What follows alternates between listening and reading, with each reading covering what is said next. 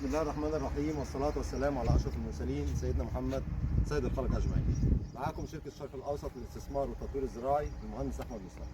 النهارده هنتكلم عن باولونيا 001. باولونيا 001 اللي مسجلة في مصر بقرار وزاري رقم 155 سنة 2021، اللي احنا ما كناش نصدق ولا يوم من الأيام إن احنا يبقى معانا إنتاج أخشاب منها. أكتر من داخلين دلوقتي تقريبا في 16 سنة، ما بين أبحاث، ما بين السلالة نحافظ عليها، ما بين إنتاج شتلات، ما بين زراعات، لغاية ما قدرنا بعد 7 و8 سنوات. اديني مثلا 5 6 سنين في الأول، 7 سنين دراسات وأبحاث وتسجيلات، و7 سنين كمان وراهم لغاية ما قدرت ننتج أخشاب الباولونيا ونقدر نصنع منها. أنا ماسك دي ليه؟ ديت اللي احنا دخلت على البراية وقدرت تطلع الايه الفينيل بتاع الابلكاش اللي احنا شفناه قبل كده في الصور، وعرفنا ان الخشبه بتاعتنا اللي موجوده في مصر الباولونيا 001 مطابقه للمواصفات العالميه، وبتقدر تطلع انتاج الابلكاش اللي بيطلع من 3 شجرات بس على مستوى العالم، اللي هو البرش الروسي والحور البلجيكي والباولونيا اللي هي اصبحت دلوقتي في مصر ومصريه وامهات مصريه. طب ده ايه؟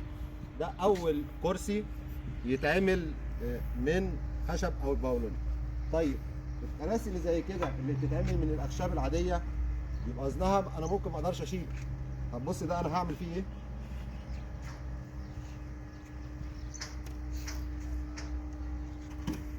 واخد بالك؟ بص ولا حاجه. طب الصلابه، معروف ان خشب البولونيا يتميز بخفيه وزنه، خشب البولونيا يتميز بصلابته لان هو اسمه خشب اونيوم. لو احنا هنا كده في الشمس وجينا هتبص هتلاقي شايف العرق الفضي اللي بيلمع ده، شايف دي اللمعان دي؟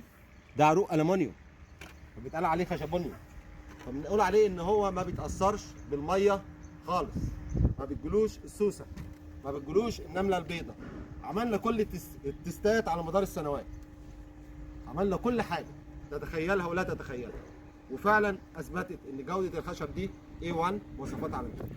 الحمد لله والشكر لله، دعواتكم وربنا كده يقدرنا ونكمل المسيره على خير، ونخلي مصر على خريطه الدول المنتجه للاخشاب العالميه والاشجار المحافظه على البيئه. والبولونيا ما بتتحرقش، الغابات بتاعتها ما بتتحرقش مش زي ما بيحصل في كل الدول، سواء في الشرق الاوسط او سواء خارجي في امريكا او في استراليا.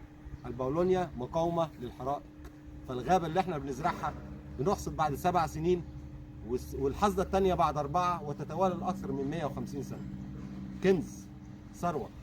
تحياتي ليكم مع تحيات الشرق الاوسط للاستثمار والتطوير الزراعي المهندس احمد مصطفى. السلام عليكم ورحمه الله. السلام عليكم.